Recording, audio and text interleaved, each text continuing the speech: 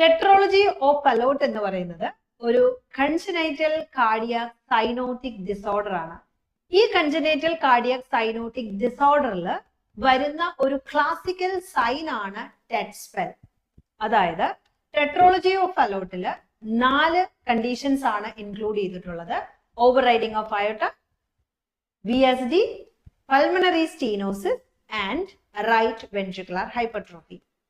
Right ventricular hypertrophy ഉള്ളതിന്റെ ഭാഗമായിട്ട് right side cardiac pressure increase ആവുകയും VSDയുടെ പ്രസൻസിൽ റൈറ്റ് സൈഡിൽ നിന്നും ഡീഓക്സിജനേറ്റഡ് ബ്ലഡ് ലെഫ്റ്റ് സൈഡിലേക്ക് മൂവ് ചെയ്ത് അയോട്ട ഡീഓക്സിജനേറ്റഡ് ബ്ലഡ് ക്യാരി ചെയ്ത് സിസ്റ്റമിക് സർക്കുലേഷനിലേക്ക് പോകുന്നതിന്റെ ഭാഗമായിട്ട് ഇംപയർഡ് സിസ്റ്റമിക് ടിഷ്യൂ പെർഫ്യൂഷൻ നടക്കുകയും, അതായത് സിസ്റ്റമിക് സർക്കുലേഷനിലെ ടിഷ്യൂസിന് വേണ്ട രീതിയിൽ ഓക്സിജൻ കിട്ടാതിരിക്കുന്നു. കാരണം അയോട്ട കളക്ട് ചെയ്യുന്നത് ഡീഓക്സിജനേറ്റഡ് ബ്ലഡ് ആണ്. അതിന്റെ ബേസിക് കാരണം റൈറ്റ് സൈഡിൽ നിന്നും ലെഫ്റ്റ് സൈഡിലേക്ക് ബ്ലഡ് ഷണ്ട് ചെയ്യുന്നു.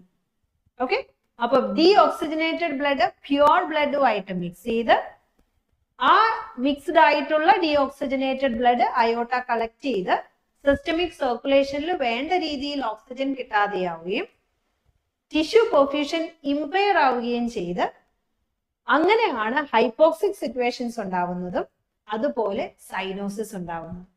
അങ്ങനെ എക്സ്ട്രിമിറ്റീസിലും കൈയുടെ ഡിജിറ്റ്സിലും ടോസിലും ലിപ്സിന് ചുറ്റും ഉണ്ടാവുന്ന സൈനോസിസിനെ അക്രോസൈനോസിസ് എന്നോ അല്ലെങ്കിൽ ടെറ്റ് സ്പെൽ എന്നോ വിളിക്കാം.